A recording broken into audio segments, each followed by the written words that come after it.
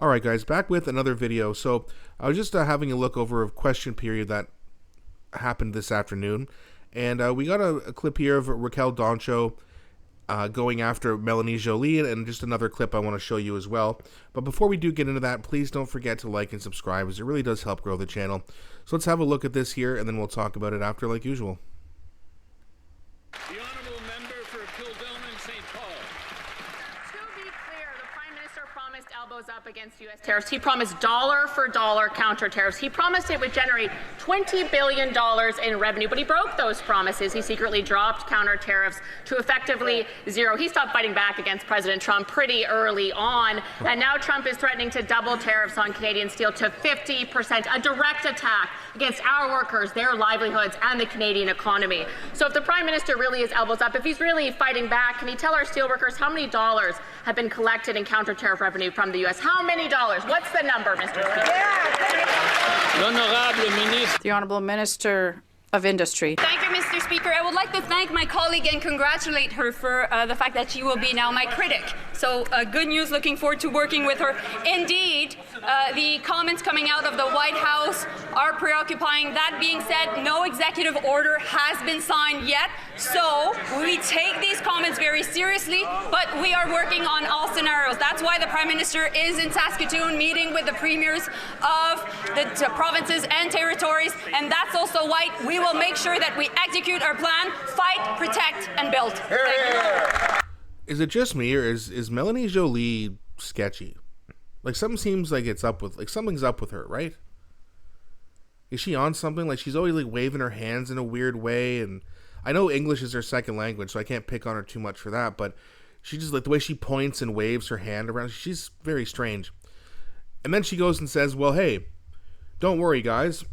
Trump hasn't signed an executive order yet, which is literally coming either tomorrow or on Wednesday. Don't panic yet, guys, but yet as soon as Trump mentioned it before the election, they hit the panic button right away, didn't they? The honourable member for Kildonan St. Paul. I did hear a dollar amount on revenue from those counter tariffs, so we can assume it's effectively zero. And if That's right. Really, if the steel tariffs weren't bad enough, the Prime Minister is determined to keep the industrial carbon tax on our steel production, driving up the cost of steel production here at home, which perhaps is really no surprise given the Prime Minister said he claimed that Canadians don't even use that much steel, as if we don't use dishwashers and fridges and cars and pots and pans and baby strollers and housing infrastructure, all of which are made with steel, Mr. Speaker. So how can the Prime Minister claim to be elbows up for workers and fighting for affordability while keeping a punishing carbon tax on our Canadian steel producers? And notice how Melanie Joly never answered her question. How much money have we recovered from the counter tariffs? Why won't they answer? Oh, I don't know. Maybe, just maybe, the answer might be zero. I just have a feeling.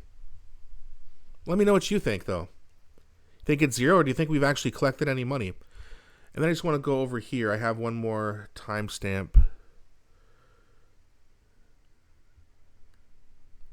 And then we'll watch this clip. Then we'll talk about that after as well. The honourable member for Fort McMurray.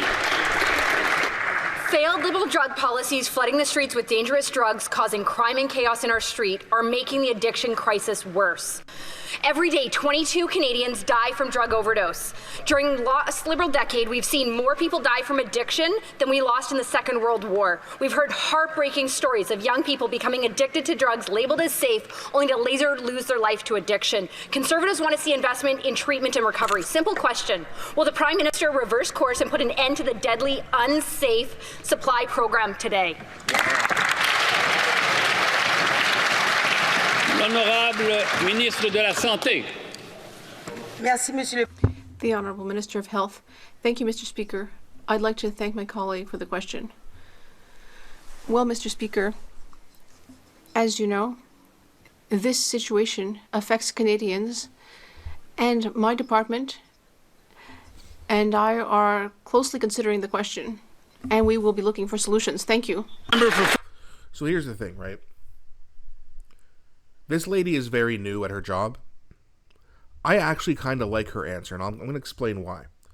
So a lot of the times when a politician says, hey, you know, we're going to look into it, I don't know the answer, it's looked at as weak.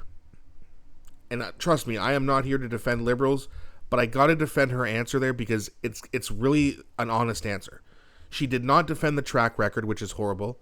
She did not do that whole barking thing like Champagne does. Mr. Speaker, we are going to stand up and we are going to help Canada. She didn't do any of those slogans. She didn't do any of that stupid crap. She just said, hey, we're going to look into this because obviously something's not working. I actually respect that answer. But what do I respect even more is Raquel Doncho and Layla Goodrich, who are, again, they're not new MP Conservatives, and I'm going to be covering some of the more newer people in future videos, but they're very, very strong voices in the Conservative Party. Very strong speeches, great questions. The Liberals obviously didn't answer. Now this Marjorie Michelle, I believe her name was. Again, I don't hate her answer. She said she's going to look into it. Do we trust they're going to fix it? No, but I just to give the Liberals an olive branch, I actually kind of like when they're honest. And that seemed like an honest answer. Like, hey, we're going to look into this because we don't have a solution right now. That's what I took away from that response there. But it's a really good sign. And you notice another thing, too, is that Conservatives caucus is getting a little bit louder, isn't it? It's because they gained 24 seats. And a lot of those people are very young and enthusiastic, which is a great sign. I think that Canadians are going to look at the Conservative Party and look at them with, like, hey, they're getting stronger. They're getting younger and they're getting stronger. And their voting base is getting younger and it's getting stronger. Yeah, the election didn't go our way, but Pierre still got almost 8 million votes. That's a lot for the Conservative Party of Canada. And especially if you consider the younger people seem to be going more conservative, and they haven't even paid a bit of taxes or paid a bill yet. Just wait until they got to pay rent. Just wait until they got to pay taxes. See how many more of them become conservative. So the future does look bright. I know a lot of people don't have hope right now, but trust me, we got to have some hope. The Conservative caucus is getting younger. Our leader is a young guy, and he'll be back in caucus during the fall sitting, very likely. And our voting base is getting younger. Common sense is on a comeback.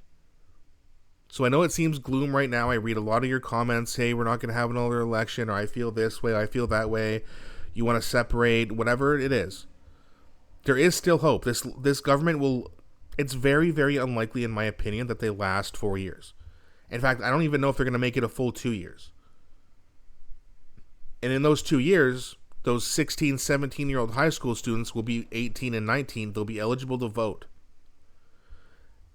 One thing that, I need to do better, the Conservatives need to do better, is reach out to a younger audience to get a younger following. I know there was some young people at Pierre's rallies who couldn't vote, and they will be voting next time. However, we still had 32% of Canadians who didn't vote, and most of those non-voters would have been young men.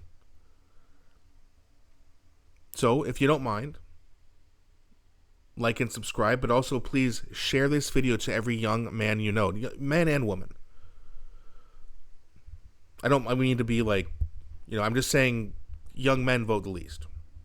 But of course, share this with young women as well. Share this with everybody. Get this message across. Please have hope. A lot of people don't right now, but we need hope. So let me know what you guys think. What did you think about these clips? What do you think about the questions? What do you think about these strong Conservatives MPs? And again, please don't forget to like and subscribe and share the hell out of this video. Thanks so much for watching, and I'll be back shortly with a new one.